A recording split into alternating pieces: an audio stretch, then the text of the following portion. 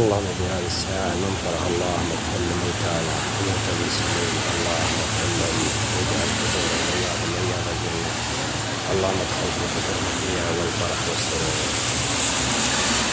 اللهم اغفر لنا واغفر ندعوهم عندك وارحمنا انك انت الغفور الرحيم، ربنا تقبل منا انك انت السميع العليم، اللهم اغفر لنا انك انت الغفور الرحيم، ربنا اتنا في الدنيا حسنة وفي الآخرة حسنة وقنا